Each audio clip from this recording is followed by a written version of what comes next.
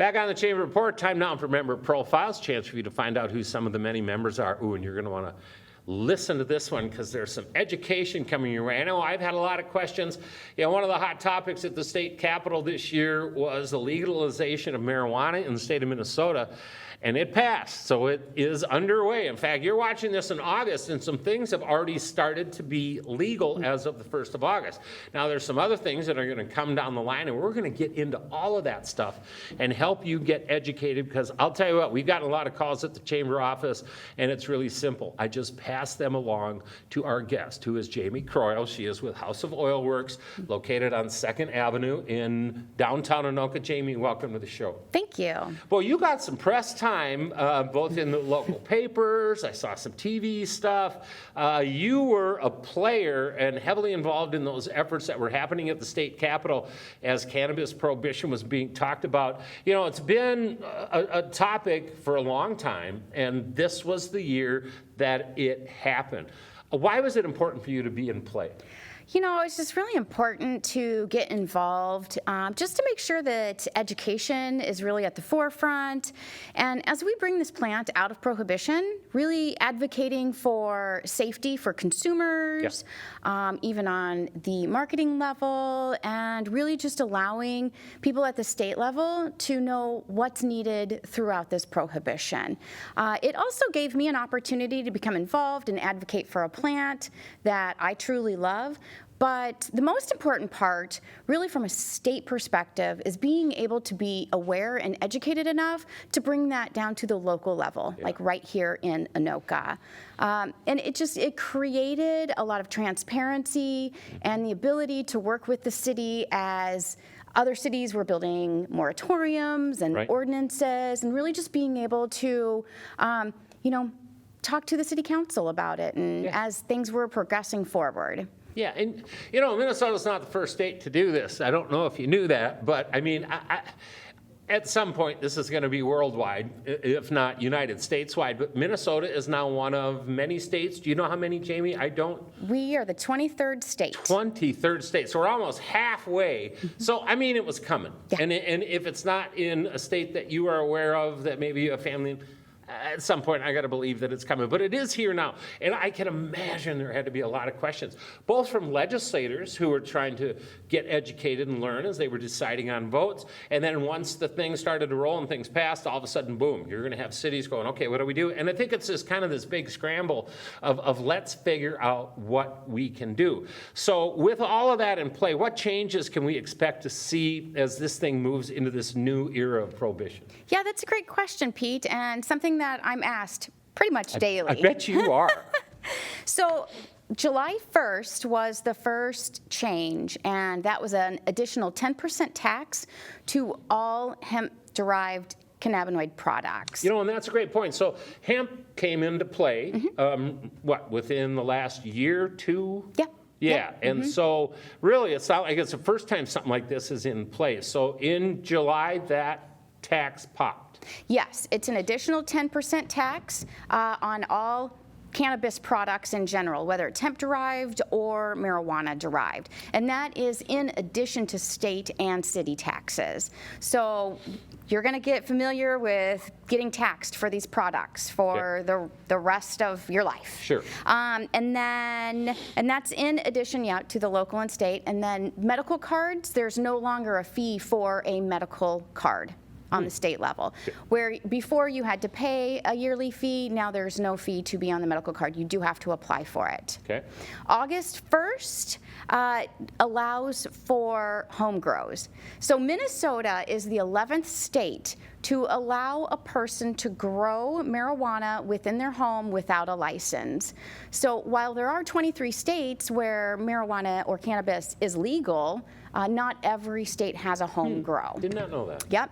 So that's what changes on August 1st. And then also low-level cannabis crimes. And really, you're expunged of any low level. So if you got pulled over and had a little bit on you at some point in the past, that is just automatically expunged if that's the only thing that happened.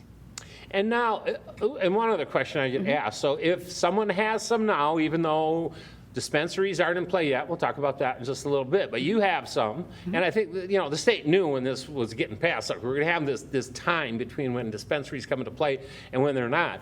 But if I'm driving around right now and I have some and I get pulled over, is that still illegal, or is it legal to have a certain amount and it's okay?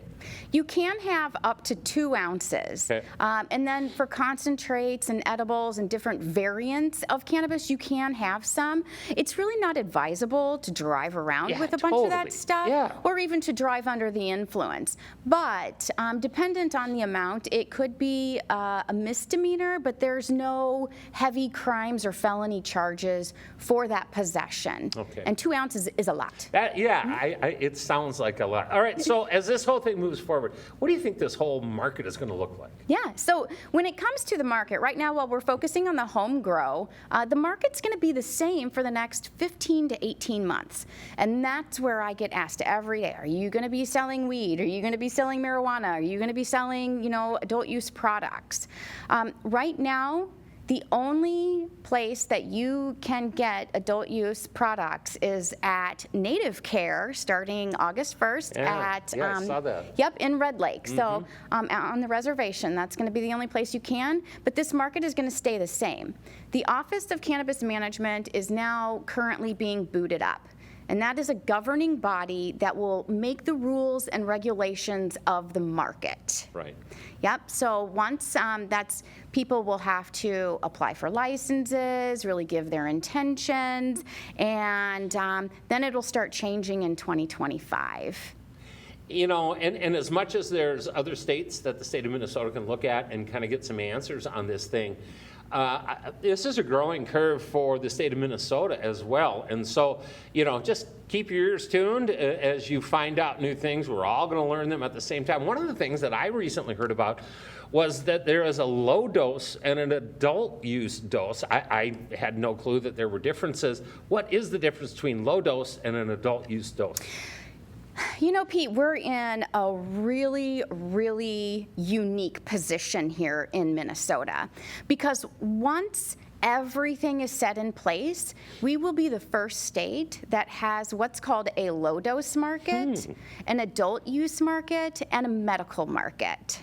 So right now, what you see in stores like beverages and these gummies and the edibles, those are a hemp-derived low dose. Low dose means 5 milligrams per serving with a cap of 10 milligrams in a drink and 5 milligrams or 50 milligrams in a package of gummies or edibles. On an adult use side, you can see up to 200 milligrams in a package. All right. Yes. Interesting, to say Yes. the least. And those hemp-derived products is something that you have at House of Oilworx now? Absolutely, yes. Excellent. All right, so let's talk about some misconceptions around cannabis. I remember seeing some of the movies of reefer madness from the 50s and stuff. What are some of the misconceptions that you hear about? I think one of the biggest misconceptions is that more is better. And more is not always better. When we're looking, I really enjoy this low dose because it's a real introductory to those who have never experienced it before. I mean, we've all heard before that if you have a bad experience from overindulgence, the 5 milligrams allows people to not overindulge as much. So, you can receive therapeutic benefits from THC without feeling it. And that's one of the biggest misconceptions. It just takes a little bit of guidance and a little bit of practice and exploring to find out where your sweet spot is. Right. All right, so somebody's interested out there, Jamie. They want to come down and they want to check out House of Oilworx. What can they expect when visiting your store? Sure. They can expect any of the team to really greet them, bringing in questions, and really helping consumers navigate what they are trying to achieve. The top 3 things people come in for are pain, sleep, and anxiety. And cannabis and just wellness products in general are not one size fits all. So it's really great to be able to have that one-on-one consultation, and that's what we really strive to give each and every client that comes in. What are you trying to achieve? Yep. How do you want to achieve it? How do you want to take your medicine? And giving them and directing them to the appropriate products that we feel they can give benefits from. Which is great. Yeah. How do they learn more about the store? Where are you located? Website, phone number? Let them know. Yep, so we are at houseofoilworx.com, and that's OILWORX. We're located on 2nd Avenue, right across from Two Scoops. I think everybody knows everybody what Two knows. Scoops is. Speaking of Two Scoops, we are doing a collab with them on August 5th for National Root Beer Float Day, so check us out for that.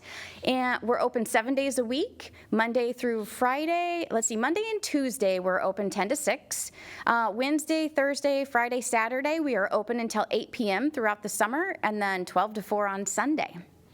She is Amy Croyle. She is the person that you need to talk to if you have questions, and many of you do, and she's a rock star. Hey, Jamie, thanks so much for coming on the show and trying to start us wading into the world of the changes that are coming to Minnesota, and you're a person that can get answers for people, and we appreciate it. Thank you. Will you come back on the show, and then let's kind of, as this thing starts to roll a little bit further, there's going to be more questions. Yes. You can help us out? Yes. That'd be great. Okay, all right, we're taking a break. When we come back, you ever have any issues with this or with this? We got somebody who's going to be able to help you. They've helped me a ton, and we're going to get into it right after this.